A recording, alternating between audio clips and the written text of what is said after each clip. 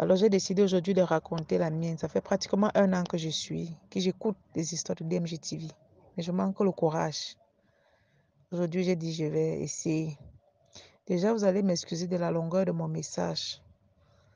Excusez-moi vraiment si le message est long. Et après le message, j'aurai besoin des conseils, s'il vous plaît. Je vais commencer.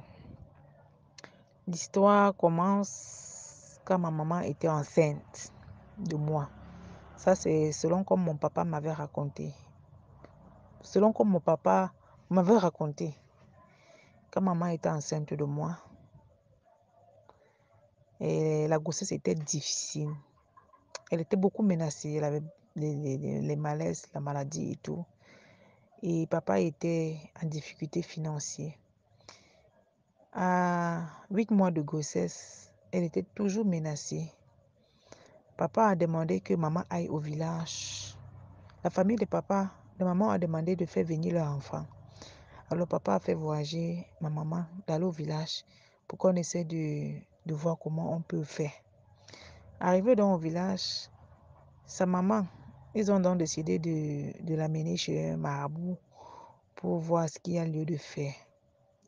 Arrivé donc sur le marabout ce jour, les contractions ont commencé et parce que quand le marabout devait commencer son travail, directement maman a commencé les contractions et c'est comme ça qu'elle a accouché à l'hôpital. Et mon papa dit que quand on m'a accouché, je n'avais même pas le poids des jumeaux. Donc c'est-à-dire mon poids était tellement petit. Et on a beaucoup, mais je ne suis pas entrée dans la conversation, on a beaucoup dépensé. Mais grâce à Dieu, je me suis en sortie. Et maman même a failli perdre la vie. Mais grâce à Dieu, elle n'a pas perdu sa vie. Alors j'ai grandi. Je commence à me rappeler une année quand nous sommes allés en vacances dans le village de maman. Nous étions plusieurs enfants dans la concession. Et on a préparé, quand les enfants sont en vacances, on a préparé, on a partagé le repas. Nous avons mangé et chacun est allé jouer, comme on a l'habitude de jouer pendant les vacances. Nous sommes nombreux, nous venons de familles différentes, on vient passer les vacances avec grand-mère. Au soir, quand on est revenu à la maison, la tante, la soeur à ma maman dit, elle a déposé un plat de nourriture ici, on a volé. Et subitement, elle se tourne, elle me pointe du doigt. J'ai dit non, c'est pas moi qui ai volé la nourriture. Elle dit c'est moi. Ils ont commencé à crier sur moi. Tout le monde s'est tourné, tous les enfants, oh voleuse, voleuse, voleuse, j'ai volé la nourriture. Pourtant, ce n'était pas moi qui avais volé la nourriture. Pas loin de la maison de ma maman, il y avait une soeur à mon papa. Je suis partie. Je faisais élémentaire 2 à l'époque. Depuis j'étais petite. Mais cette histoire est toujours dans mon esprit. Je suis partie chez la soeur de mon papa en pleurant. Je lui ai expliqué l'histoire.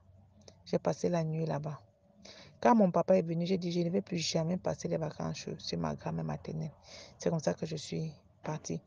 Et je ne vais plus jamais passer les vacances là-bas. J'ai donc grandi. J'ai grandi. Je me suis mariée.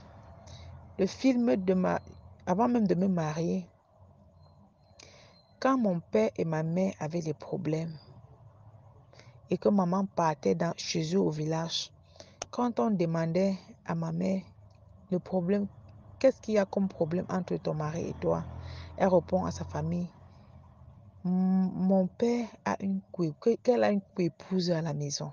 Pardon. La famille lui demande une coépouse comment? Elle dit que je suis sa coépouse. Moi, sa fille, je suis sa coépouse. Elle dit ça dans sa famille que moi, je suis sa coépouse. Je vais vous expliquer pourquoi elle m'appelle coépouse. À la maison, donc, vous savez, les papas, ils aiment quand l'enfant est brave. J'étais une fille très intelligente et très brave. Alors, ce qui fait que papa m'aimait beaucoup, me chérissait, puisqu'il n'était même déjà pas constamment à la maison parce qu'il travaillait. Et quand il revenait avec des bonnes notes des tableaux d'honneur, ce qui fait qu'il était content de moi. Alors, il me chérissait, il me donnait tout ce que je voulais. Et c'est comme ça. Par contre, maman et moi, c'était l'eau et le feu. Toute petite que j'étais, c'était l'eau et le feu. Elle ne cachait pas. Elle était tellement très amère avec moi. Et comme je supportais beaucoup mon père, quand ils avaient toujours des problèmes entre eux deux, elle disait toujours que ce n'est pas ma faute. C'est moi, c'est moi. Je n'avais jamais compris pourquoi c'est passé. Une année, elle a eu le problème avec papa. Ils ont bagarré. Je n'y étais pour rien. Maman est partie au village. Elle a duré au village. Elle a fait peut-être une semaine. Je viens vers mon père, je dis, je faisais la classe de 5e, de 6e, pardon. Papa, c'est pas bon quand une maison reste sans la mère de la maison. Faire revenir maman. Mon père me demandait que tu as quel âge. Je dis, je n'ai que 11 ans. Il appelle mes grandes soeurs, il réprimande mes grandes soeurs. Et il fait revenir maman. Quand il arrive au village, parce que c'est lui qui me raconte, quand il arrive au village, on lui dit que ta femme nous dit qu'elle a une coépouse à la maison. Il demande que oh, la coépouse là c'est qui? Cela on lui fait savoir que c'est moi. Il dit coépouse comment? Elle se plaint, elle dit que oh, je suis ici, oh c'est moi qui, oh, il raconte les choses. Bon, le père est dépassé. Il laisse l'argent, il rentre, il demande à maman de... Parce que la famille a dit que de rentrer, ma mère va rester venir. Mon père est rentré, il nous a retrouvés en ville. Le jour où maman devait rentrer, on a préparé, on a arrangé la maison. Papa a aligné tous les enfants devant la porte, du plus grand au plus petit, pour ceux qui étaient à la maison. Quand maman est rentrée, elle a salué, arrivé chez moi, devant moi. Elle m'a toisé de la tête des cheveux aux orteils. Elle m'a toisé bien, elle m'a sauté. Elle est passée, elle ne m'a pas salué. Elle a continué à saluer les autres. Je suis sortie dans des rangs, j'ai commencé à pleurer. J'ai dit à mon père que je vais voir ma vraie mère parce que cette maman ne m'aime pas. Je ne sais pas ce que je lui ai fait. C'est le jour-là donc que mon père me raconte donc le comment de ma conception jusqu'à l'accouchement. Et depuis ce jour, ma mère elle n'a pas toujours développé beaucoup d'amour pour moi. J'ai dit, papa, ce n'est pas ma mère, je veux voir ma vraie mère. Il me dit, c'est ta maman. Il me dit, tant que je vis, tu seras toujours heureuse. C'est comme ça qu'on a donc continué. Ma mère et moi, on était toujours à froid. On était toujours à froid pendant des années. Parfois, quand elle causait, elle s'attendait beaucoup avec ma grande soeur. Un jour, je me rappelle, ils étaient en train de causer. J'étais au salon, dans une des chambres de la maison, en train de tripoter en tant qu'enfant, en train de saccager un truc. Alors, maman m'a appelé plusieurs fois. Je ne voulais pas qu'elle sache que je suis dans la chambre. Là, je n'ai pas répondu à temps. Je suis sortie de la chambre, j'ai couru, je suis venue me cacher derrière la cuisine. Quand elle m'a donc appelé, j'ai répondu à la cuisine. Et étant à la cuisine, elles étaient juste dehors, donc j'étais derrière eux, dans la cuisine. C'est là quand je sors de la cuisine, elle commence à me taper. C'est toi qui vas me tuer dans la maison aussi là. C'est toi qui vas me tuer dans la maison aussi là. Elle me tape. Hein? Je t'appelle, tu ne réponds pas. Tu es que caché que derrière. Pourtant, tout ce qu'ils ont causé, je n'ai rien écouté. C'est toi qui vas me tuer dans la maison aussi là. Elle m'a copieusement tapé. Je n'ai rien dit. J'ai fait les tâches qu'elle m'a demandé de faire. Le temps est passé. Les années sont passées. Quand j'ai grandi, j'ai commencé à acheter son amour pour qu'elle m'aime aussi parce qu'elle aimait toutes mes soeurs bien, mais avec moi, le courant ne passait pas. Alors j'ai commencé quand j'avais de l'argent, à l'offrir des cadeaux, à l'acheter des petites choses. Déjà quand j'étais en classe de première, terminale, que j'avais déjà commencé, j'avais un ami qui me donnait de l'argent. Tout ce que je faisais, c'est d'acheter des trucs à ma maman pour qu'elle m'aime. Acheter des trucs bien, très chers, classe bien, pour qu'elle m'aime. C'est comme ça qu'on a commencé à collaborer. Jusqu'à ce que j'ai trouvé un monsieur en terminale qui a dit qu'il veut m'épouser. Alors j'ai décidé de présenter le monsieur à ma mère. Ma mère a accepté. Mais elle a dit qu'elle n'est pas sûre que mon père va accepter. Par la grâce de Dieu, papa a accepté le mariage. Le mariage s'est bien passé. On a célébré le mariage. Le jour de la dot traditionnelle, mon mari a divisé la famille en deux. Lui, il est parti du côté de mon père. Son grand frère et ses autres amis sont partis du côté de ma mère. Arrivé donc là-bas, du côté de ma mère, la famille de ma mère demande aux invités que où est le mari? On dit que non, le mari est du côté du père. La famille s'est fâchée, comme quoi on ne vous reçoit pas. On veut le mari ici. Le grand frère dit que mais il représente le mari. Et si le mari doit venir faire quoi? Il nous a déjà délégué, puisqu'il est aussi de l'autre côté en train de faire la dot, c'était la dot des grands-parents. La famille maternelle s'est fâchée, disant que le mari les a méprisés. Parce que chez nous, la tradition, mon mari dit, les parents disent que on donne l'honneur à la famille du père. Raison pour laquelle lui, il a trouvé judicieux, et selon la tradition, d'aller du côté du papa lui-même. Et que son grand frère lui représente du côté de maman. Mais malheureusement, du côté de maman, la famille de maman, ils n'ont pas bien pris ça. Ils ont pris ça comme un manque de respect, un mépris. Et ce qui fait que tout ce qu'on a donné là-bas, ils ont méprisé. Pourtant, les deux trucs étaient à part égales. Tout s'est quand même bien passé, mais ils étaient fâchés. Mais tout s'est quand même bien passé. Ils sont rentrés. Mon mari a essayé de causer avec ma mère. Ils ont dit que c'est un truc qu'on devait arranger. Le temps est passé. Alors me voici, j'arrive en mariage. Tout se passe bien. Je conçois. Quand j'ai conçu, ma grossesse m'a beaucoup dérangé. J'ai accouché. J'ai pas eu un bon accouchement parce que au moment d'accoucher, j'ai eu l'éclampsie. Avant même d'accoucher, c'est comme nous étions tout un couple jeune, on ne connaissait pas les marabouts.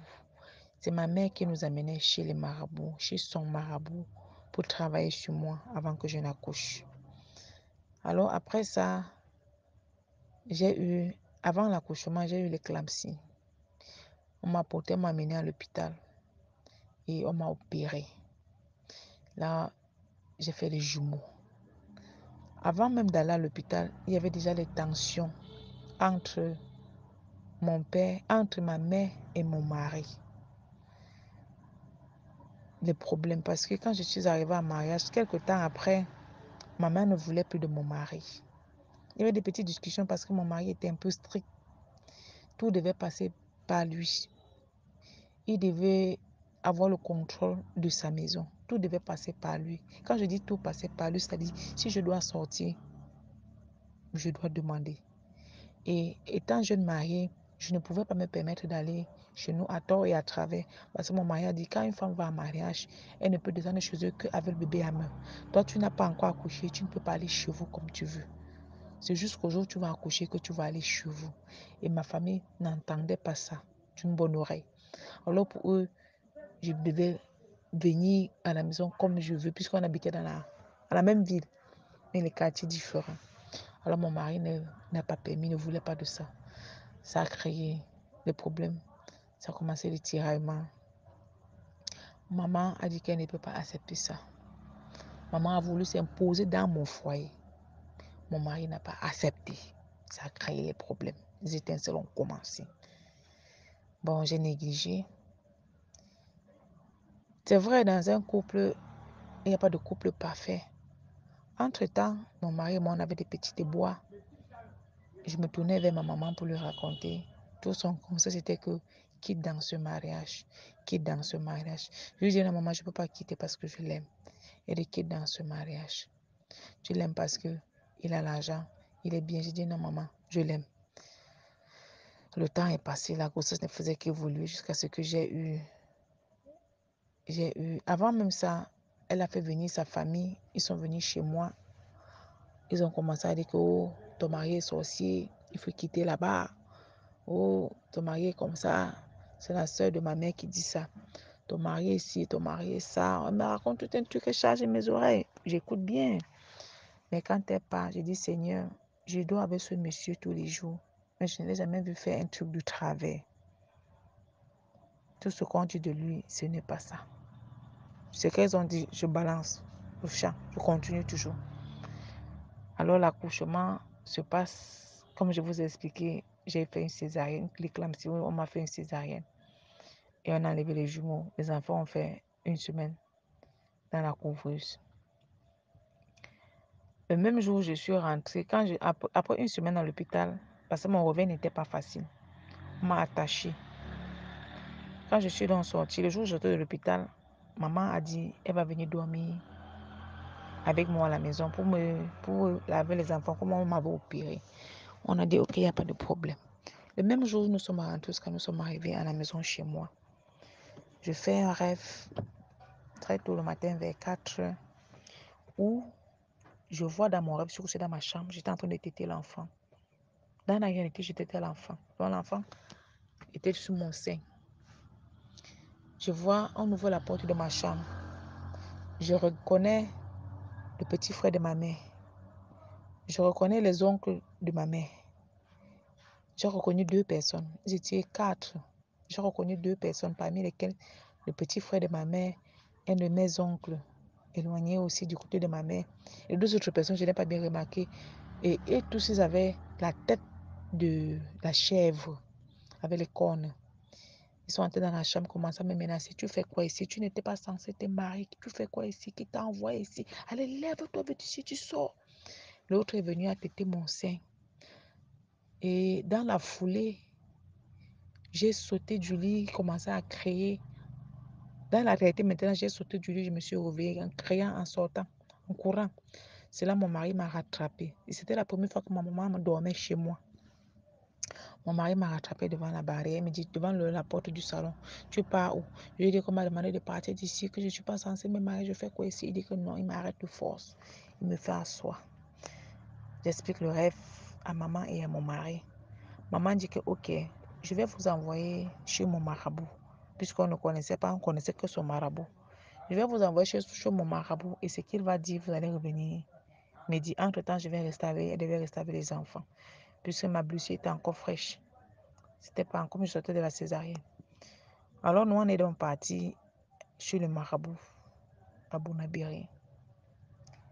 Arrivé chez le marabout dit, il regarde mon mari, il dit, je vois combien tu aimes ta femme. Méfie-toi. Je suis en train de voir un événement et je vois la famille de la mère de ta femme venir chez toi pour saluer le bébé. Si tu veux que ta femme vive, demande à ta belle-mère de recaler sa famille jusqu'à ce que tu travailles d'abord sur ta femme parce que je vois qu'on a opéré ta femme. On était censé prendre ta femme sur la table d'opération. Mais Dieu est avec ta femme. Parce que tout ce qu'on a pu faire, on n'est pas en train de réussir. On savait qu'on devait la récupérer sur la table d'opération. Ça les a échappés. Alors comme ça les a échappés, ils veulent venir chez toi accomplir la mission puisque la blessure est encore fraîche. Alors que personne n'entre chez toi tant que tu n'as pas encore travaillé sur ton épouse. Si je parle, tu fais ta part, c'est ton problème. C'est que tu vas enterrer ta femme d'ici peu. Quand il nous a dit ça, il dit à mon mari, tu as suivi ce que j'ai dit. On dit oui. Il dit que comme ils n'ont pas réussi à tuer ta femme, dans 2 mois, le petit frère de sa mère va mourir. Il y aura le deuil à la cour. Il y aura le deuil dans les... Non, il a dit il y aura le deuil dans la famille de sa mère. Dans la cour. Dans 2 mois. Comptez bien. J'ai dit dans 2 mois, il y aura le deuil là-bas. C'est pour remplacer ta femme qu'on devait prendre. Parce qu'ils ont échoué. Si tu appliques ce que j'ai dit. On a dit que ok. La séance tenante, mon mari a donné un peu d'argent pour qu'il travaille un peu, pour me couvrir un peu. Et nous sommes rentrés. Quand nous sommes rentrés, nous sommes arrivés à la maison. Maman a demandé, et nous avons relaté à maman ce que le marabout a dit. Maman a sauté sur la chaise, elle a dit jamais. Ce n'est pas ce que le marabout a dit, c'est ce que mon mari et moi nous avons fabriqué. Parce que le marabout ne peut jamais dire ça. Mon mari et moi on se regardait que mais comment? C'est ce que le marabout a dit. Elle nous dit, elle n'accepte pas ça. Mon mari dit que, ok, toi aussi, va chercher de ton côté et tu viens me dire. Il ne sort pas au travail. Un jour passe, 2 jours. Le deuxième jour, mon mari dit, moi, je t'ai demandé de dire à ta famille de ne pas venir ici. S'il vient, cale-les d'abord chez toi, en attendant que je travaille sur ma femme. Tu as fait comment? Tu as déjà cherché, on t'a dit quoi? C'est là ma mère lui dit que, ouais, j'ai oublié, je vais chercher. Il se fâche, il dit, ta fille n'a pas dormi ici depuis qu'elle est rentrée de l'hôpital. Tu nous as envoyé quelque part, on est rentré te donner le compte rendu. Tu as dit que ce n'est pas ça, que ta fille et moi, nous avons fabriqué ça. Je t'ai demandé de chercher. Nous sommes déjà au 3e jour. Tu me dis que tu as oublié. Si c'était question de vie ou de mort, c'est que l'enfant c'est déjà mort. C'est sur ma tête qu'on va me poser ça. Alors, comme il en est donc ainsi, moi je vais prendre ma décision. Je suis jeune pour être veuf. Tant que je n'ai pas encore travaillé sur ma femme, ta famille ne met pas pied ici. Recale-les à Bonabiri. Maman a dit que ok, elle va d'abord appeler au village pour qu'on cherche. Elle a appelé au village. Il est parti au travail. Il a dit que le soir, on devait lui donner le compte rendu. Quand il est rentré le soir, maman a dit que oh, elle a appelé au village. On a dit qu'il n'y avait rien. Il fallait juste qu'on me fasse quelques bains de lavage. Il n'y avait rien. C'est rien. Rien de grave. Il a dit que ok. Ça, c'est votre version à vous. Moi, je vais travailler sur ma femme. De grâce, regarde ta famille à Bonabéry, ils ne viennent pas directement chez moi jusqu'à ce que je travaille sur ma femme. Parce que effectivement, la famille de maman venait à Douala puisqu'on avait une cérémonie qu'on devait faire. Maman a dit jamais, jamais, jamais. Elle ne peut pas recaler sa famille. Sa famille va venir et ils viendront voir le bébé. C'est là mon mari lui a dit jamais. Personne n'entre chez lui tant qu'il n'a pas donné le cutis, tant qu'il n'a pas travaillé sur sa femme. Maman donc s'est donc fâchée. Elle a dit qu'elle ne peut pas rester ici un jour de plus. Et elle m'a dit, je n'ai qu'à plier mes bagages, on part. Mon mari est sorti, il a dit, bon, il a parlé comme ça là, il est parti. Quand mon mari est parti, maman est restée derrière, elle me dit, elle ne peut pas dormir une nuit de plus ici. Je n'ai qu'à plier mes bagages, on part. Je lui ai dit que maman, je ne peux pas bouger. Elle dit que ok. Elle appelle mon père. Elle dit à mon père que mon mari l'a chassé de la maison et mon mari a interdit que aucun membre de la famille ne vienne plus chez lui. Elle ne dit pas ce qui s'est passé. Ça, c'est sa version qu'elle raconte à mon père. Mon père, dans la colère, dit mais il se prend même pour qui? Dégage, libère la maison. Prends l'enfant, tu quittes là-bas avec elle. J'ai dit à mon père que je ne bouge pas d'ici. Parce que dans mon cœur, ce n'est pas ce qui s'est passé. Je ne bouge pas d'ici. Elle dit à mon père qu'elle dit qu'elle ne bouge pas d'ici. Mon père dit que si elle ne bouge pas de là, laisse-la là-bas, tu pars. Ma mère est partie. Je suis restée à la maison seule. Toute la journée à pleurer. J'ai appelé mon père, mon mari disant que maman est partie, je suis seule avec les enfants. Mon mari est revenu. Là. On a cherché une ménagère. Dieu merci. Le lendemain, j'avais déjà une ménagère. C'est comme ça qu'on a continué la vie. Les problèmes ont commencé vrai. Les discussions, les problèmes. La famille de ma mère, ils sont arrivés, ils ne sont pas arrivés chez moi. Mais entre-temps, mon mari et moi. Mon mari a travaillé sur moi, on a travaillé sur moi. Alors pendant qu'on travaillait sur moi, on nous a fait comprendre que c'est depuis mon accouchement, qu'ils ont voulu me mettre quelque chose et ils ne parviennent pas à me mettre la chose. Et que je suis différente des autres enfants.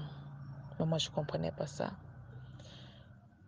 Alors, comme ils n'ont pas réussi, ils cherchent à me tuer. La main de Dieu est sur moi. Ça, c'est ce qu'un prêtre exorciste a dit.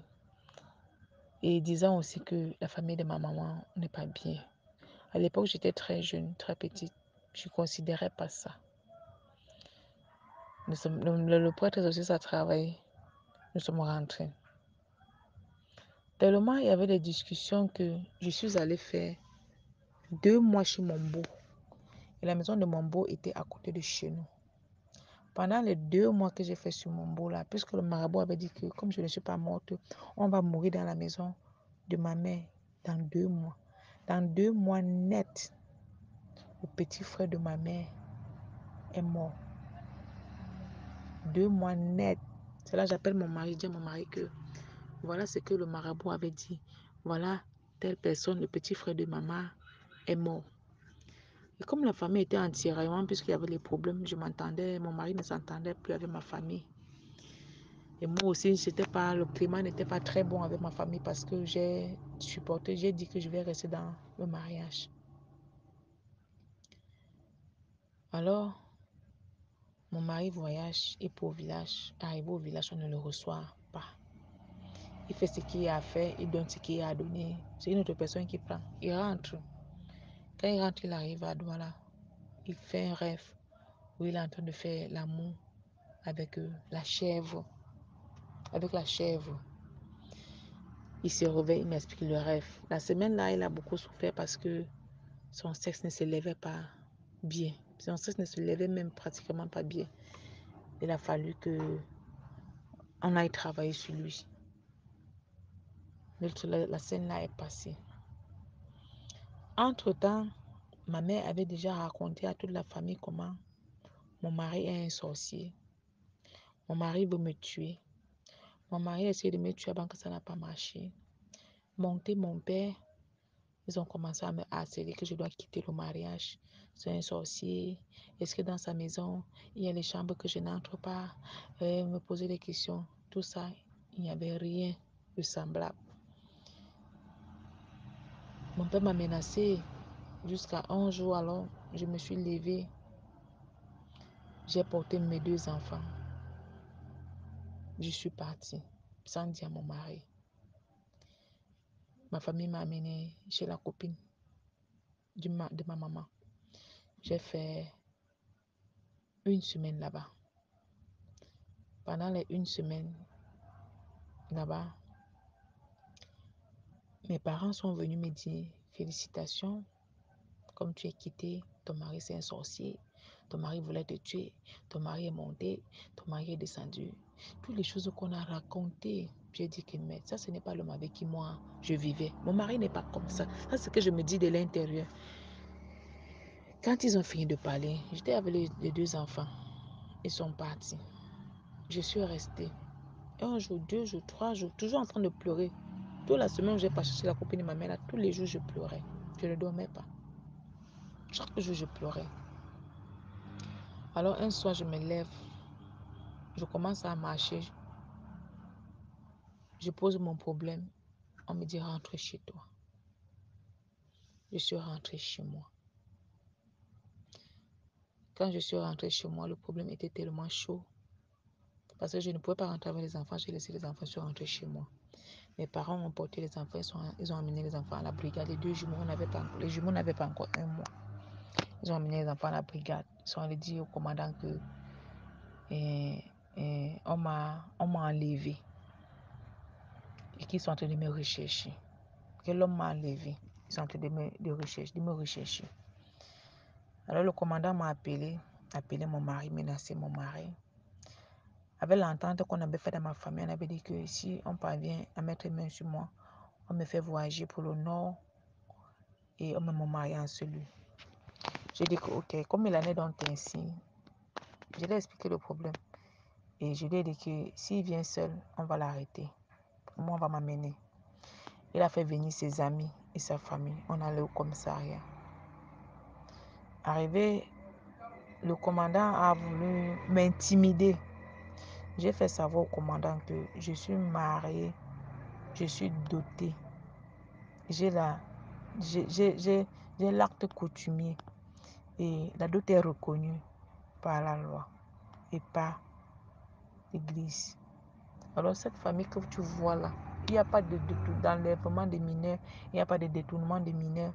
Toute cette famille que tu vois là, chacun d'eux, ils ont mangé ma dot parce que toute ma famille était là. Ils ont mangé ma dot. Donc, je suis mariée légalement devant la tradition. Il se tourne et demande à ma famille que ce qu'elle dit c'est vrai. Ma mère répond en baissant la tête que c'est vrai. Alors, il appelle son collègue. Il dit, ça c'est un problème familial. S'il ne peut pas, ce qu'on lui a raconté, ce n'est pas ça. Il charge son collègue, il part. Son collègue vient aussi faire le one-man show. Je suis catégorique sur ma position. Oh, on va t'enfermer pour abandon d'enfants. On va t'enfermer. Oh, je dis que moi, je n'ai pas abandonné mes enfants. Ils ont confisqué mes enfants. Ils sont venus vous donner ça au commissariat. Moi, je suis venu pour récupérer mes enfants. Maman dit qu'ils ne vont pas remettre les enfants. Je dis que, ok, si tu ne vas pas remettre mes enfants, je vais te faire cadeau avec les enfants. Je vais accoucher. D'autres parce que j'ai encore le ventre pour accoucher. Le collègue a dit, l'homme en tenue a dit, ça c'est un problème de famille et ils ne peuvent rien. Tout ce qu'ils ont à faire, c'est que il faut que nous, on passe s'entendre à la maison, on arrange le problème. Et si ça nous dépasse, c'est là ils peuvent intervenir. Alors c'est donc comme ça qu'on est rentré. Le temps a donc passé, la vie a continué, ainsi de suite, la vie a continué. Mon mari à l'époque avait les moyens. La vie a continué, ça a commencé à être difficile. Entre ma famille et moi, le courant ne passait plus. Entre la famille et mon mari, le courant ne passait plus. Mon mari était maintenant sur ses gardes en ce qui concerne ma famille parce qu'il n'appréciait pas le comportement de ma famille. Ma maman avait une attitude autoritaire parce que c'était une femme autoritaire qui commandait. Et mon mari n'appréciait pas ça. Il disait toujours, moi je suis orphelin de père et de mère. J'ai grandi seul. Je mangeais dans la poubelle. Si je suis ce que je suis aujourd'hui, c'est la main de Dieu. Et je ne permets pas que quelqu'un vienne s'asseoir sur ma tête. Parce que moi, là, que tu vois là, j'ai mangé dans la poubelle. J'ai travaillé dur. Mon père n'était pas là, ma mère n'était pas là. Je n'ai pas la chance d'avoir le père et la mère. La souffrance que j'ai vécue, je ne peux plus vivre ça. Je ne peux plus permettre que quelqu'un me commande. Alors dis à ta mère d'aller commander sa maison, pas chez moi. C'est qu'elle et moi, on va se gâter. Je ne savais pas comment je devais dire ça à maman. Même mes soeurs, elles avaient aussi l'intention mes grandes soeurs, de prendre autorité dans mon foyer. Mon mari n'a pas accepté ça. Alors mon mari a appelé mon père. Il s'est plaint à mon père. Voilà. Mon père a dit que ok, il a suivi, il va parler à sa femme.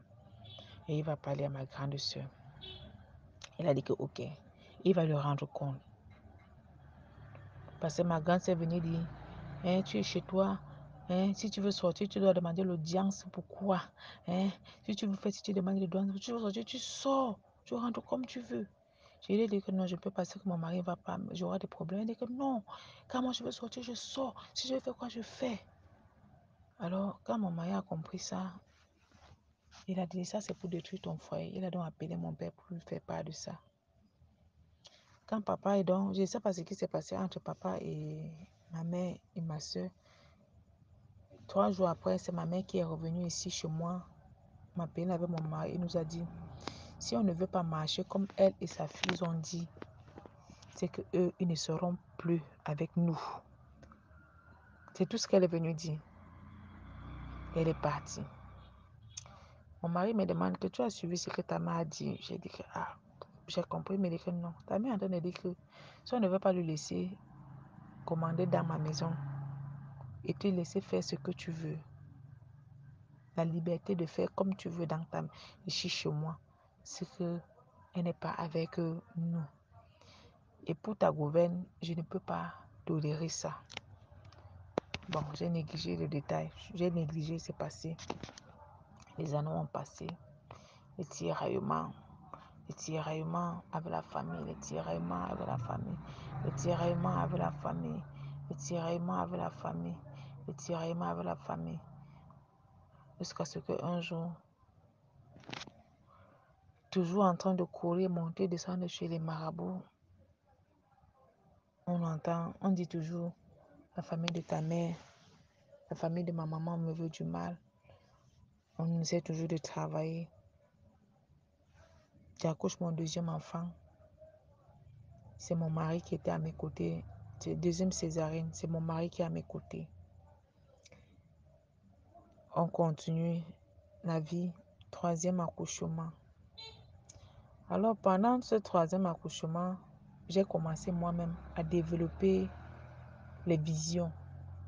J'ai commencé à voir. J'ai commencé à voir. Et tout ce que je voyais que dans la famille de ma mère, j'ai commencé à voir. À voir. Tout ce que je voyais, je disais à mon mari. C'est lui qui m'expliquait. La vision a commencé à me menacer. Ça m'a beaucoup menacé. Alors j'ai appelé ma maman, ma famille, je lui ai dit, voilà, je vois telle chose, je vois. Ma famille a dit que je suis une sorcière. Je suis allée prendre le serpent pour voir avec. J'ai dit que, on me voit avec le serpent, comment? J'ai eu une vision où ma grande soeur, on ne se parlait pas, puisque je ne m'entendais pas bien avec la famille. Ma grande soeur était enceinte et la vision était que si ma grande soeur accouche sans travailler sur elle, elle va mourir.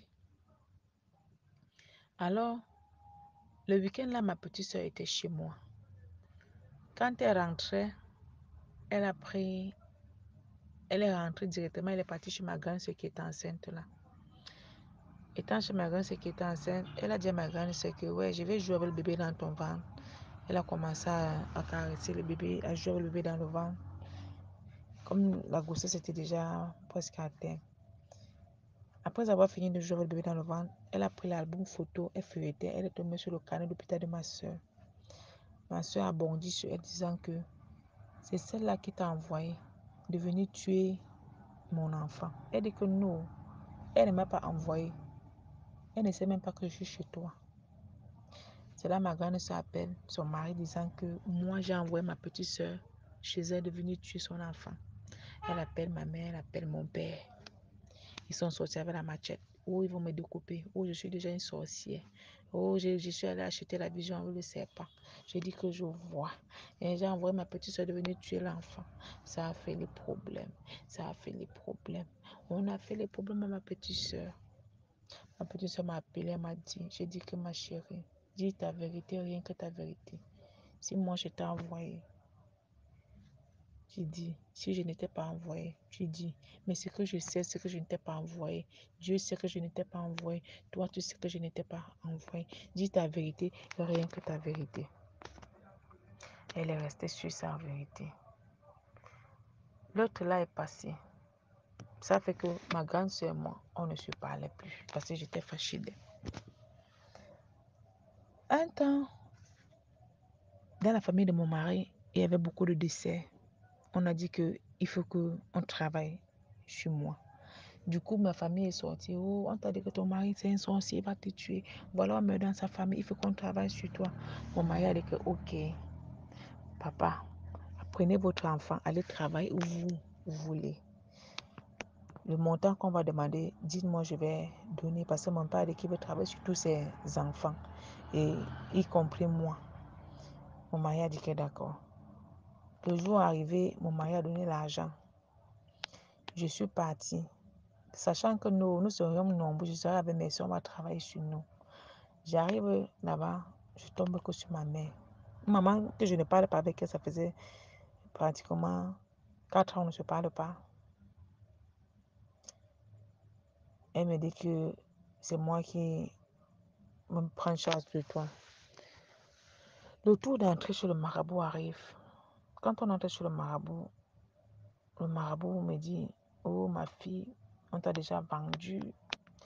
C'est seulement la corde qu'on arrête encore. Tu es déjà fini, si on ne travaille pas habitué toi, tu es fini. Je regarde le marabout. Ma tension commence à monter. Avant ça même d'abord, ma mère cause avec le marabout. Elle dit au marabout que c'est elle ici. Elle dit au marabout que c'est elle ici. Je donne le montant d'argent au marabout parce qu'on avait demandé 25 000. Je donne les 25 000 au marabout. Marabout de ma mère que mais ce que tu me demandes de faire là, ce n'est pas 25 000. Je vous ai dit qu'il faut ajouter l'argent. J'ai dit qu'il faut 45 000. J'ai dit à mon esprit que c'est encore quel genre de travail qu'on veut faire chez moi. Et on dit que le montant est petit. Ma mère dit au marabout qu'il n'y a pas de problème de travail. J'ai le reste d'argent vers mais chez moi, je vais compléter. C'est maintenant là où le marabout commence à me dire ton mari c'est un sorcier, ton mari est monté, ton mari est descendu, ton mari veut te tuer. Il parle, je l'écoute seulement. Il commence à prendre, il me dit lève-toi, il prend le caillou, il met sur mon ventre du côté gauche. Je vois mes intestins, je suis comment mes intestins basculent dans le ventre. Ça fait mal. La sueur commence à couler sur moi. J'écris, j'ai dit que aïe, mon ventre, maman, mon ventre. Elle dit que non, c'est rien. Quand ça m'a fait mal, après je dis au marabout que stop, attends. L'affaire c'est là. Attends. J'ai dit au marabout que mon père, il dit que oui, ma fille. Tu sais quoi? Il dit que je t'écoute. Dieu t'a envoyé sur la terre, c'est ce que je lui dis. Je ne sais pas où j'avais pris le courage et la force. Dieu t'a envoyé sur la terre, si quelque chose est penché, tu redresses, non? Il dit que oui. Si quelque chose ne donne pas, tu arranges, non? Il dit que oui. Dieu ne t'a pas envoyé de venir gâter, non? Il dit que oui. Donc, je lui dis, fais le travail que Dieu t'a demandé de faire, d'arranger et non de gâter. Parce que si tu fais que ce que quelqu'un d'autre t'a demandé de faire, c'est-à-dire de gâter, moi, je vais venir te découper. Ici, là, on va passer à Canal 2. Écoute-moi bien. J'ai dit que fais que le travail que Dieu t'a envoyé de faire, d'arranger et non de gâter. Laisse la charge à Dieu lui-même de gâter. Est-ce que tu m'as suivi? Il me dit que ma fille, j'ai compris. Tu as fini de parler, j'ai dit que oui. C'est là où il change le remède. Il me dit, c'est la parole que tu donnes sur le remède, c'est ça qui travaille. J'ai dit que d'accord. Maintenant, tout ce qu'il faisait, il me donnait, j'ai dit que toi-même, mange d'abord. C'est là, il mangeait, je mangeais. Il a fait. Il m'a même dit que non, oh, on ne peut pas te séparer de ton mari. Oh, ce que tu penses, ce n'est pas ça. Oh, elle pense toujours qu'on va la séparer de son mari. Je n'ai rien dit. Quand on a fini là-bas, on est sorti. Il m'a donné les remèdes de bois. 3 tanguis. J'ai dit que ok. Au sortir de là, directement, j'ai appelé une de mes tantes. J'ai dit que amène-moi quelque part. Parce que ma maman m'a amené quelque part, je n'ai pas confiance en elle. Ce que j'ai entendu là-bas, ça ne me fait pas, ça ne m'inspire pas confiance. Ma tante m'a amené dans 3 endroits différents. Là-bas, on a dit que là où on m'a amené, là, que tout ce qu'on m'a donné de manger, que je jette. C'est comme une forme d'initiation que je jette. J'ai jeté. Entre-temps, ma maman est rentrée à la maison, a demandé à ma petite soeur de me suivre, de s'assurer que je suis en train de prendre les remèdes que le marabout a donné. Ma petite soeur m'appelle et me dit que vraiment, je ne sais pas ce qu'on t'a donné comme médicament. De façon que maman m'a demandé de te suivre, de m'assurer que tu prennes les remèdes, de te rappeler ça. Et la façon avec laquelle elle a parlé, moi je pense que ce n'est pas quelque chose de bien. Donc méfie-toi. Si ça ne dépendait que de moi, jette ça seulement. Je lui ai dit que comme tu parlais là, j'ai déjà jeté ça depuis. Mais tu vas seulement dire à maman que je suis en train de prendre. Elle m'a dit que d'accord. C'est comme ça que j'avais déjà jeté les remèdes. Le temps passe. Le temps passe. Dans mes visions, on me fait savoir que la famille de maman n'est pas bien. Ça, ce sont mes visions à moi. La famille de maman n'est pas bien. Et que dans tout ce que je dois faire, je ne dois pas appeler ma mère à mes côtés. Ça, c'est que ça, dans mes visions, c'est ce qu'on me dit. Alors, j'ai commencé donc à écouter de la tradition. On a commencé traditionnellement. J'ai commencé à marcher pour faire des sacrifices et tout au village. À marcher pour faire des sacrifices. Mais des ceux qui sont marabouts, qui sont des voyants, on dit à mon mari que la famille de ta femme là, je ne sais pas si tu vas t'en sortir avec eux. Vraiment, je ne sais pas.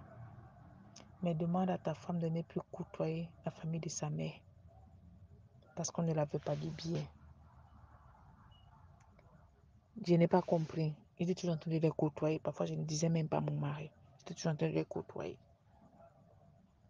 Jusqu'au jour où il fallait que j'aille faire une cérémonie dans la famille de ma mère. J'ai fait des cérémonies dans la famille de mon mari, dans la famille de mon père. Et le jour que j'arrive dans la famille de ma mère, À peine j'entre dans le salon pour faire les sacrifices, je me suis évanouie. Je suis tombée. Donc, je ne sais même pas ce qui s'est passé.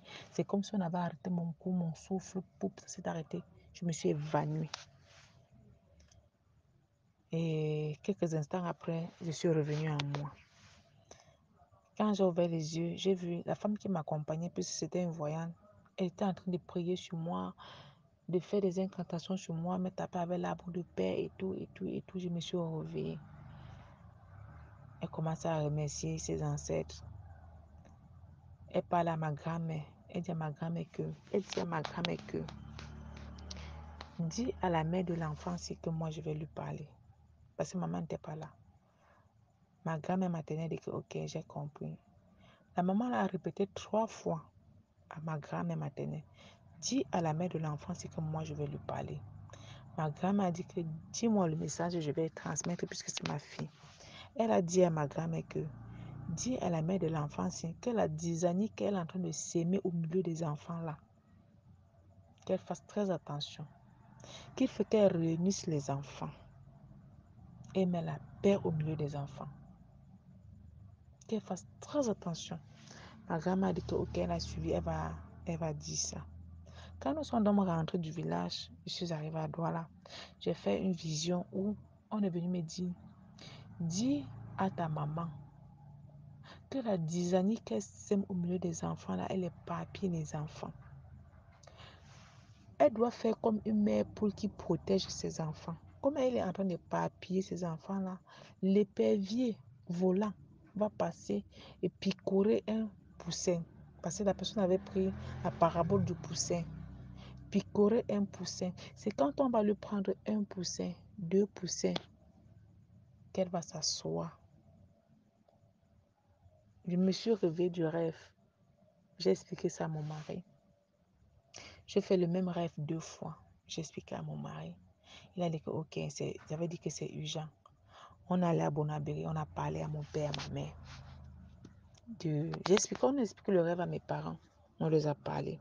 Entre-temps, ma mère a raconté à mes soeurs comment je suis une sorcière. Je vois l'intelligence de mes soeurs. Je vois les chances de mes soeurs. Que mes soeurs ne doivent plus venir chez moi. Je suis sorcière, mon mari est un sorcier. Et c'est comme ça que dans la vie, tout basculait dans notre vie. Tout était en train de chuter. On était des commerçants.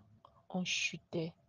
La boutique devenait de plus en plus vide. Des problèmes, on ne savait pas d'où ça venait. On a commencé à avoir des difficultés énormes. De difficulté sur difficulté. La boutique ne faisait que descendre.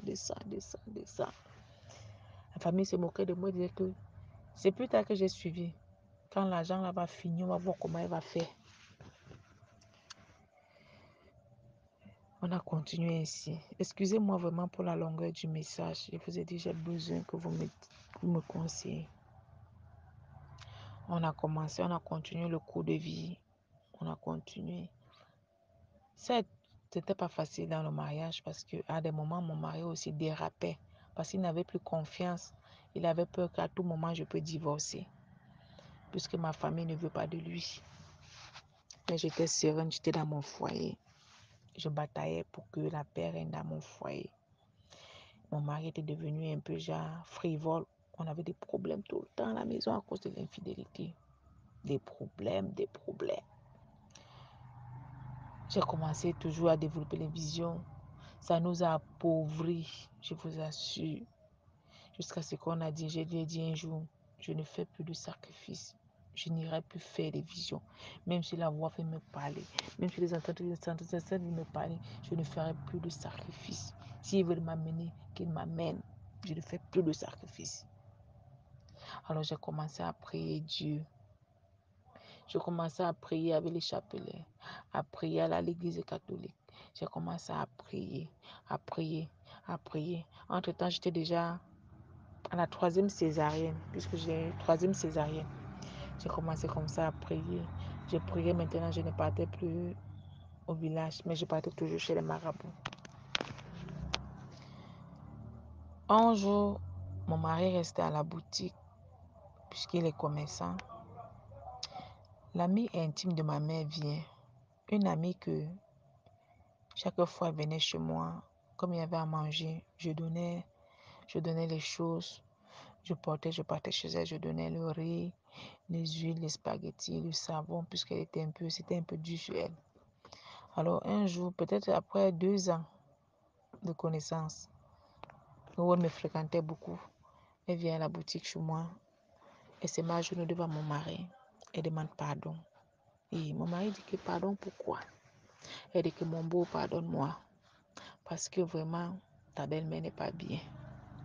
Oh, ta belle-mère m'a déjà envoyé chez toi plusieurs fois, je te le remets, pas 5 fois. Tu as refusé. Elle ne fait qu'insister. J'ai refusé. La fois-ci là, elle a demandé que je vienne mettre donner un produit à ta femme met dans l'eau, tu te laves avec. Je ne sais pas ce que ça devait te faire. Je suis venue demander pardon parce que aujourd'hui je pars à l'église. Et on m'a demandé de venir me confesser. Je suis venue te demander pardon, mon beau. Méfie-toi de ta belle-mère. Méfie-toi de ta belle-mère. Ne permets pas que ta belle-mère vienne chez toi n'importe comment. C'est qu'elle va jeter les remèdes. C'est la copine intime de ma maman qui dit ça. Quand mon mari suit ça, puisqu'il était avec son ami a suivi. Comme Dieu ne doit jamais, Dieu a voulu qu'un témoin oculaire soit là. Mon mari m'appelle. Il m'a raconté l'histoire. Je ne crois pas. J'appelle la mère, la femme en question. Elle me dit oui, c'est vrai. Mon mari, sur le coup de la colère, il va chez mes parents. Il menace ma mère. Il menace correctement et bien ma mère. Il donne sens interdit à ma mère. Que si ma mère va encore venir chez lui, ma mère n'a qu'à l'avertir. Il menace bien ma mère. Il rentre. Les problèmes ne font que s'aggraver. Les problèmes continuent. Les problèmes ne font que s'aggraver. Lui à la maison et moi, ça ne donne pas. On est dans les problèmes. Rien ne donne. Les problèmes, les problèmes, les problèmes. C'est comme ça qu'avec les problèmes, tout ce qu'il fait, ça ne donne pas. Tout ce qu'il fait ne donne pas. Rien ne donne. Les problèmes, les problèmes, les problèmes. Entre-temps, mes soeurs et moi, on ne se parle pas. Je ne parle avec mon père. A fait 7 enfants, je ne m'entends avec personne. Pour mes soeurs, pour mes frères, je suis une sorcière. Même mon père, je ne parlais pas avec lui. Ma mère, n'en parlons pas, c'est la catastrophe. Et comme je ne m'entendais pas avec mon père, ma mère, mon père, mes parents ont dit, comme c'est notre enfant, si je ne m'entends pas avec elle, vous-même aussi, mes oncles, vous ne vous entendez pas avec elle. Alors si quelqu'un s'entend avec moi, il aura des problèmes avec mon père ou avec ma mère. Alors, j'ai dit à Dieu, j'ai commencé à prier Dieu que Seigneur, moi voilà, je suis seule. Je n'ai ni père, je n'ai ni mère, je n'ai ni frère, je n'ai ni soeur. Même jusqu'aux ongles. Amène-moi une fois alors. C'est comme ça que j'ai commencé à développer la prière avec Dieu. À développer la prière avec Dieu. Jusqu'à ce que je me retrouve dans les églises de réveil. Alors, quand je me retrouve dans les églises de réveil, nous sommes en 2018. Quand j'arrive dans, un prophète me localise. Il me dit, je dois venir chez toi prier. J'ai beaucoup sauté, pour vous dire vrai. On le fait venir. On le fait venir. Par amour, je vous dis, mon mari m'a suivi dans les églises parce que il me surveillait. Il se disait peut-être que j'ai un show. Alors quand il s'était rendu compte que je partais qu'à l'église et prier, c'est là où il est resté aussi. On est resté ensemble. Donc il m'a suivi à l'église parce que il m'espionnait, croyant que j'ai un show. C'est là qu'il s'est rendu compte que je suis à l'église, lui aussi il est resté. Donc nous deux, j'ai la grâce que nous deux, nous sommes à l'église. Alors le prophète est venu chez moi, prier. Quand le prophète est arrivé chez moi, il prie. Il prie. Il prie. Alors il nous dit, il y a 3 esprits dans ta maison. Ces esprits gâtent tout ce qui entre chez toi et sèment une zizanie totale dans ta maison. Et c'est vrai. Quand tu achètes le frigo, 2 mois ça se gâte. La télé, 2 mois ça se gâte. La musique, aucun appareil ne donnait chez moi. Je vous dis, aucun appareil. Que ce soit frigo, congélateur, appareil musical, télé, fer à repasser, mouline, rien. Un appareil ne faisait pas 3 mois chez moi. Jusqu'à même pour finir, j'ai fait pratiquement 2 ans sans aucun appareil chez moi, comme je vous dis. Parce qu'on en avait déjà marre de dépenser de l'argent. On a tous abandonné. On a dit qu'on va vivre comme ça. Quand le prophète d'Adam arrive à la maison, il localise ça, on dit que c'est vrai. Il dit, il y a 3 esprits dans votre maison.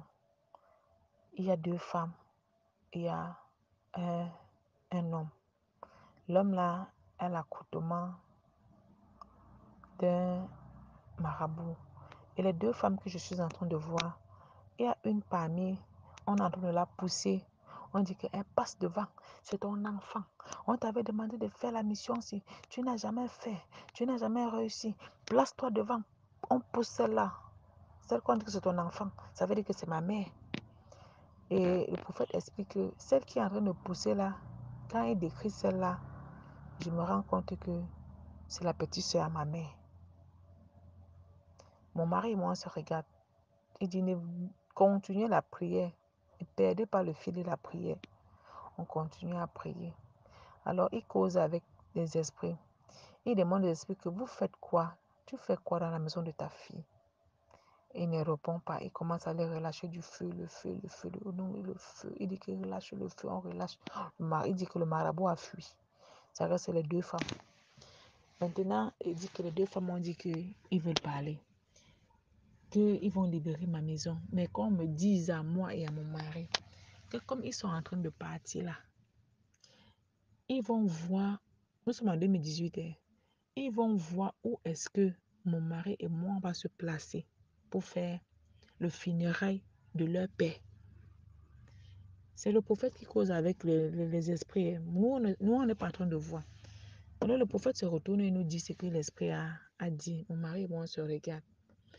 Et maintenant le prophète a dit qu'on prie pour les chasser. On a prié, on les a chassés. C'est là on explique au prophète que le prophète nous demande qu'il y a un événement que vous deviez faire. Il dit que bon, on dit toujours qu'on va faire le funérail de mon grand-père, mais on n'a jamais programmé. Il dit que ok. Le prophète ne connaissait rien de notre vie parce que c'était un anglophone. Il ne connaissait rien de notre vie. Quand le prophète a parlé comme ça, il est parti. C'est là que j'ai commencé à croire vraiment que ma mère peut avoir une double vie. Que j'ai commencé à croire vrai. Mon mari me dit, je t'avais dit que ta mère n'est pas bien. Tu vois maintenant. C'est là où j'ai commencé vraiment à me donner dans la prière, à prier vraiment, à prier. Toujours dans les prières, l'esprit me dit, ta mère n'est pas bien. L'esprit me parle tout le temps de ma famille maternelle, de ma famille, la famille de ma mère particulièrement. Je rejette toujours. En 2019, disant toujours à ma maman de réunir les enfants, puisqu'on était vraiment divisés, de réunir les enfants, elle n'en faisait qu'à sa tête. Jusqu'à ce que mon grand frère est mort en 2019. On a perdu un de nos frères. Il est mort. Quand mon frère est mort, la même année, je préparais mon mariage religieux parce que Dieu m'avait béni. J'avais signé la polygamie. Après 11 ans, 8 ans de vie passée, après 11 ans de vie passée avec mon mari, il a dit, ok, je vais changer le régime.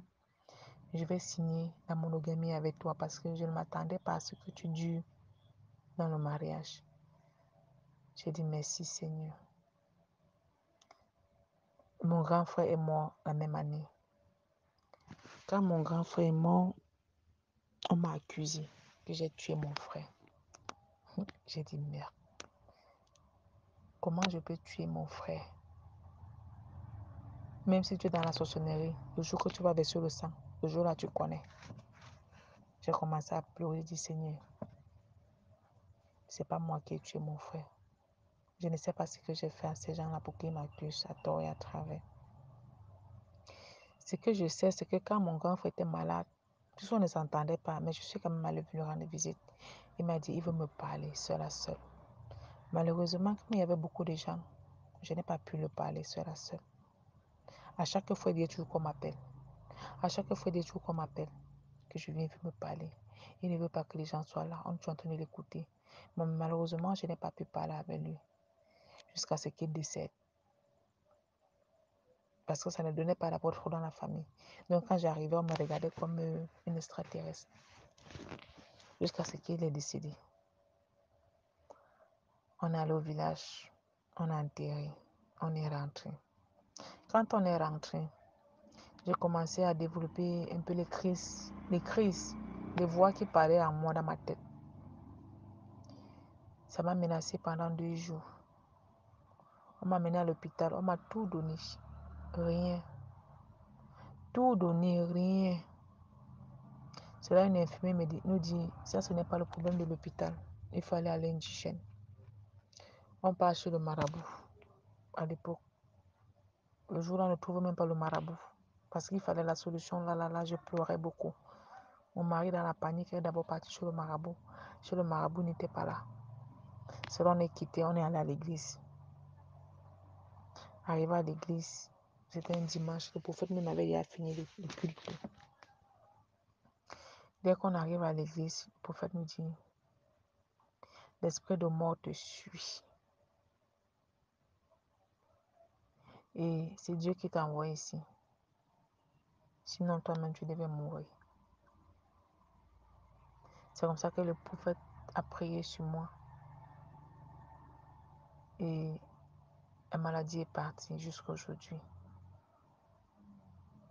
Et j'ai commencé à persévérer dans cette église jusqu'à ce que je me suis mariée à l'église. Mais je suis mariée catholique. Pendant mon mariage, le prophète nous fait savoir que il va nous suivre parce que il y a trop d'esprits qui nous dérangent. Il nous suit. Pendant le mariage, il nous dit ce qui va nous arriver et nous avons vécu ces situations. Alors, les événements se sont passés. Dieu a permis, on s'est mariés. Après le mariage, j'étais endettée. Je suis allée voir ma mère, toujours en cachette. Je n'ai pas dit à mon mari. Maman, il faut que tu me prêtes de l'argent. Ma mère m'a prêté de l'argent. Je suis venue investir dans la boutique. Pourtant, mon mari m'avait déjà interdit de prendre l'argent à ma mère, qu'elle a le mauvais argent. Quelqu'un donne l'argent, ça finit à marchandise, qu'il avait constaté ça. Mais têtue que je suis, parce que c'est ma mère, je ne croyais toujours pas. Je suis allée prendre l'argent à ma mère. J'ai mis à la boutique. Quand j'ai mis à la boutique, un mois après, j'ai regardé la boutique est vide. Même pour rembourser son argent, il n'y a pas moyen. Je suis à l'église, je continue à prier. Je prie. On avait un programme à l'église de 7 jours, de 9 jours. Le premier jour du programme, j'ai fermé mes activités à 17h. J'ai dit, je vais aller à l'église. Alors, avant 17h, à 11h, à 10h, ma maman m'appelle. L'argent puisqu'on m'avait prêté l'argent, je devais rembourser après 2 mois. Donc, quand on te prête l'argent de la réunion, c'est après 2 mois. C'est le 3e mois que tu rembourses. Alors, il restait seulement 2 semaines pour que je rembourse l'argent. Ma mère m'appelle. Elle me dit qu'elle veut l'argent là. Elle n'attend même pas un jour de plus. Elle veut son argent là. J'ai dit que, maman, c'est comment? Ça, c'est la semaine prochaine que je vais te remettre l'argent. J'ai dit que je veux mon argent là. Ça ne passe pas un jour de plus. J'ai dit que, ok, j'ai compris. Elle raccroche. Après, elle rappelle encore. J'ai dit que je veux mon argent. J'ai dit que, maman, qu'est-ce qui ne va pas? Je vais te donner ton argent. Est-ce que tu me suis? Je veux mon argent. Elle finit raccroche. Elle appelle encore pour la 3e fois. Elle me demande toujours l'argent. J'ai dit que merde, ça c'est même quelle histoire ça. J'ai dit que j'ai compris. Je raccroche. J'étais avec ma copine. Ma copine me demande que c'est quoi. J'ai dit que c'est maman qui appelle. Elle dit qu'elle veut l'argent. Je suis censée remettre l'argent la semaine prochaine. Parce que la réunion c'est la semaine prochaine. Elle dit maintenant qu'elle veut l'argent là. Et son argent, je n'ai pas. Parce que c'est à partir de la semaine prochaine que je vais commencer à vendre. À 3 jours, je peux réunir son argent, je lui remets. Là, présentement, je n'ai pas son argent. À 17h, donc, je ferme et je pars à l'église. Arrivé à l'église, le prophète commence la prière. On prie, on adore, on fait la louange, on a l'adoration. Après, le prophète nous dit, le Saint-Esprit est en train de dire ici que il y a une dame dans cette salle qu'on a appelée, qu'on veut l'argent là, là, là, là, là, là. Un argent qu'on a prêté, on devait remettre dans 2 mois. Et la personne a appelé qui veut l'argent là, là, là, là. Et ce n'est même pas encore le moment de remettre l'argent. On doit remettre l'argent la semaine prochaine. Ma copine me regarde, je regarde ma copine, je ne me lève pas. Elle dit, le prophète répète pour la 2e fois. Je ne me lève pas parce que j'ai dit, je ne suis pas la seule. Peut-être c'est quelqu'un d'autre. Le prophète répète pour la 3e fois. C'est là où je me lève. Et le prophète, c'est moi. On m'a appelé aujourd'hui pour me réclamer un argent que je ne suis pas censé remettre aujourd'hui. Je dois remettre la semaine prochaine. Il dit, tiens-toi debout. On a prié, on a prié, on a prié, on a prié. Il me dit que la femme qui t'a prêté l'argent, voilà comment elle agit dans ta vie. À chaque fois que tu veux sortir la tête de l'eau, elle appuie. À chaque fois que tu veux sortir la tête de l'eau, elle appuie dans l'eau. Je reste, je dis que, ah maman, ma propre mère. Après, il me dit, le Saint-Esprit lui dit que, il me voit dans un champ, dans des hectares de champs, en train de s'aimer. Je sème, j'avance. Il prend l'exemple comme je suis à Edea. Je dis à s'aimer de Edea. Je suis à Douala, en train de continuer pour aller à l'ouest. Alors, pendant que je suis en train de s'aimer, j'avance. La semence est en train de produire, de grandir. Cette femme-là, ce qu'elle est en train de faire, c'est qu'elle coupe le milieu des semences. Et il nous pose la question, quand on coupe le milieu d'une semence, la plante fait comment? On dit la plante meurt. Il dit donc, c'est comme ça que cette femme-là agit dans ta vie. Tout ce que tu fais, elle te fait recommencer. Et je te vois arriver au bout maintenant, quand tu as fini de s'aimer, tu arrives devant, quand tu tournes, tu regardes ton champ, tu vois que tout ça est mort. Il dit que sur le travail de la femme dans ta vie, tout ce que tu sèmes est détruit. Elle est toujours en train de gâter. Je dis que merde. Après, il nous dit, cette femme-là, le Seigneur nous dit, l'Esprit dit que cette femme-là est comme, il dit, il y a un fruit ici dehors quand tu manges. Le fruit est beau, le fruit est bien, le fruit est juteux, le fruit dit mange-moi, mange-moi. Mais quand tu manges le fruit là, arrivé à l'intérieur, le noyau a les piquants. On dit que oui. D'autres ont cité le casse-mango, d'autres ont cité d'autres fruits. Il a dit, cette femme-là est comme ce fruit. Je dis, papa, je ne comprends pas. Il dit que, ma fille, c'est pour te dire que cette femme-là, pour la connaître, il faut entrer à l'intérieur d'elle. Je dis, même comme ça, je ne comprends pas, papa. Il dit, c'est pour te dire que cette femme-là, elle a le ventre. Je dis que qui est la mère de qui? Ma propre mère. J'ai noté. C'est là que j'ai commencé à prendre franchement mes distances. J'ai appelé mon père. J'ai expliqué tout ça à mon père. J'ai dit, papa, voilà, je souffre. Voilà, voilà, voilà, partout je passe, ma maman qu'on appelle avec sa famille. Papa, ça ne va pas. Oh, papa, j'ai expliqué tout ça à mon père. Mon père dit seulement, il a compris. Une année, ma petite soeur voulait se marier. Elle est tombée sur un gars aussi qui priait, un chrétien. Et il y avait un séminaire de prière dans la famille de son fiancé. Pendant que le pasteur la priait, il a localisé ma petite soeur. Il a dit, demandé à ma petite soeur qui t'a amené ici. Ma petite soeur dit, c'était le premier garçon de la maison, l'aîné de la maison. Elle pointe le gars. Le pasteur demande au gars que tu es sûr que tu vas supporter la femme là. Le gars tout content, tout jovial, il dit que bien sûr, il dit que oui. Le pasteur dit que tu ne peux pas.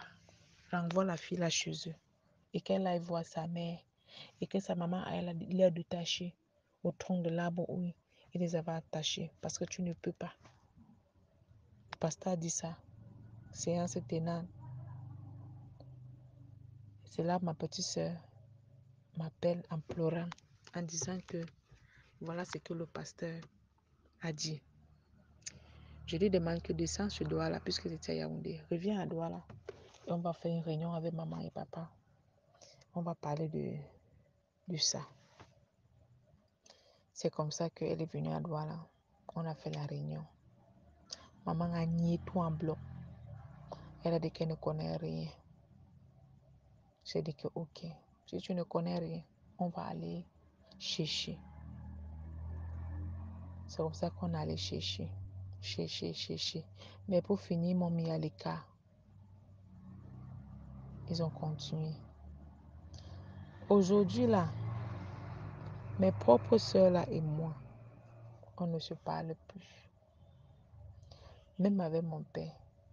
J'ai déjà fait 10 tentatives de réconciliation avec ma famille. Ça n'aboutit pas vraiment.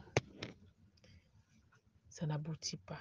Je suis allée même jusqu'à me mettre à genoux. Mon mari allait même jusqu'à supplier. Ça n'aboutit pas. C'est quand j'ai réalisé que non, si c'est que ma mère me dérange avec la sorcellerie, je dois me retirer. Elle-même allait jusqu'à relâcher de mauvaises paroles sur moi. J'ai remis tout à Dieu. Je vis avec mon mari, avec mes enfants, et on sert notre Seigneur. C'est la vie que nous avons décidé de vivre. Comme ça nous a imposé ainsi, on a décidé de fonctionner ainsi. Je n'ai aucun contact avec ma mère, avec mon père, avec mes frères, avec mes soeurs. Mais chaque fois, je prie pour eux. Je vis comme ça.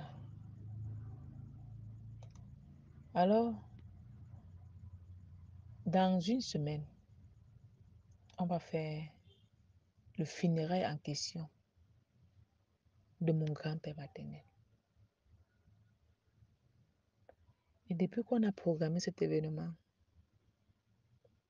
personne ne m'a convoqué, personne ne m'a congédié à ça. Ni ma soeur, ni mon frère, ni mon père, ni ma mère. Personne. J'ai dit, ok, il n'y a pas de problème.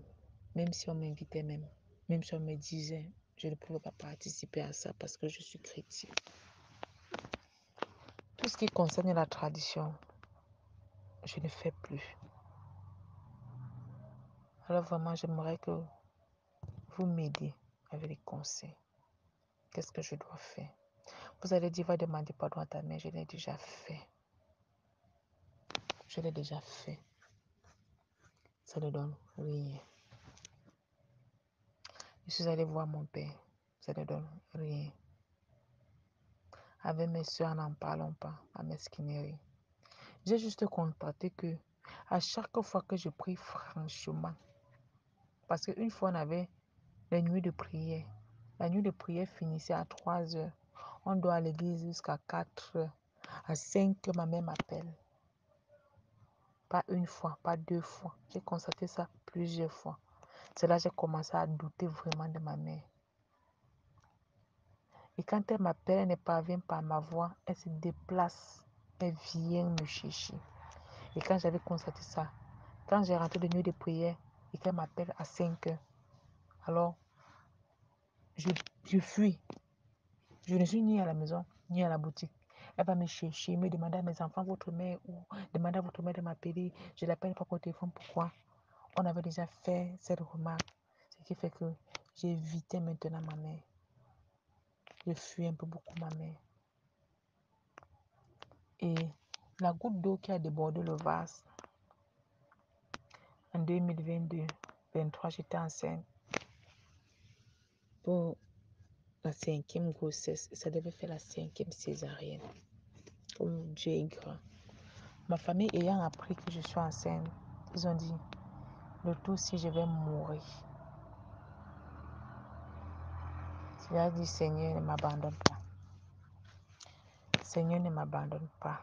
Ils sont allés au village. On a dit, c'est mon cousin qui me dit, il y a les problèmes dans votre famille. Et on a dit qu'une personne va mourir. Et ta famille a dit, c'est toi qui dois mourir. Ils sont allés travailler sur eux à 1,5 million chez les marabouts. Donc je t'appelle comme ça pour te dire que toi qui dis que tu pries Dieu là, toi aussi là, prie Dieu vrai. Parce qu'on a dit ici là que c'est toi qui dois mourir. Parce qu'eux, ils sont allés travailler sur eux. Quand mon cousin m'a dit ça, j'ai dit merci, que Dieu te bénisse. Chez moi, c'est ma main dans la prière parce que lui-même aussi, il est chrétien. J'ai prié franchement Dieu. Je vous assure, j'ai cherché Dieu de toutes mes forces. Comme je ne l'ai jamais fait. Jusqu'à ce que mon accouchement s'est bien passé. On m'a opéré la 5e césarienne. ça s'est bien passé. Alors, à la salle de réveil, j'ai fait un rêve où il y a une maison blanche. Les gens sont en train d'entrer, entrer, en blanc. Arrivant à mon tour, Blanche apparaît devant moi, avec les ailes qui sont en train de taper et les pieds ne touchent pas le sol. Il me demande que toi, tu pars où? Je reste figé, je le regarde, je ne dis rien. Il dit, je te demande que toi, tu pars où? Je ne dis rien, il dit qu'allez, demi-tour, rentre vite. Quand je veux me tourner, il dit qu'attends, comme tu rentres là, il faut dire à ta mère qu'elle se méfie. Il parle en tirant ses oreilles. Il faut dire à ta mère que. Il faut dire à ta mère que.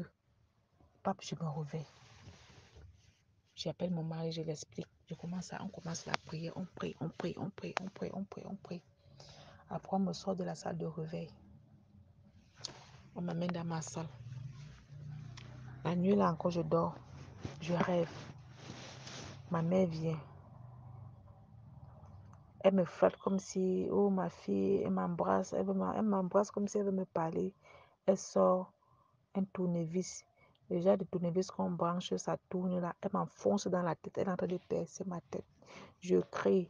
Oh chérie, sauve-moi. J'appelle mon mari que sauve-moi. Sauve-moi au nom de Jésus. C'est là mon mari vient. Il tape ma mère avec la hache. Elle tombe. Ma grande sœur vient. Elle continue le travail que ma mère a commencé. Il tape aussi ma grande sœur avec la hache. Elle tombe. Il enlève le tout là dans ma tête.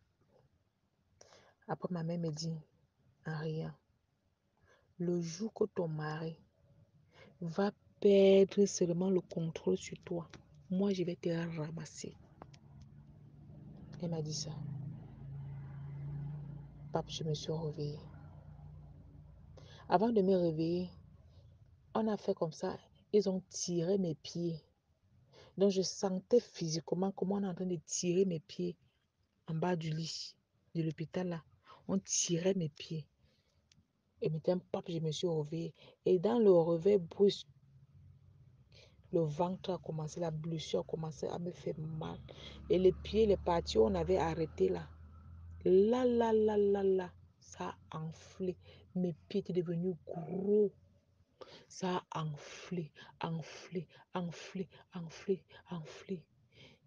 Toute la salle a commencé à paniquer. J'ai demandé qu'on appelle mon mari. Ils m'ont demandé s'ils appellent les infirmiers. Ils ont dit que non, appelez-moi mon mari. Ils m'ont appelé mon mari. Mon mari est venu, j'ai expliqué le rêve. On a prié, il a oint mes pieds avec l'huile d'onction. On a prié. Après, c'est fini. Et depuis ce jour-là, jusqu'à aujourd'hui, l'enfant que j'ai accouché, j'ai dit, Seigneur, je ne dirai plus rien à ma mère. Et à compter d'aujourd'hui, je vais l'éviter comme la peste.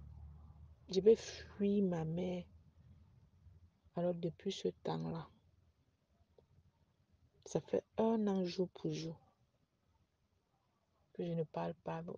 Avant même, je parlais avec elle en cachette. Mais j'ai dit, cette fois-ci, je ne ferai plus ça. Ça fait 1 an jour pour jour que je ne parle plus avec elle.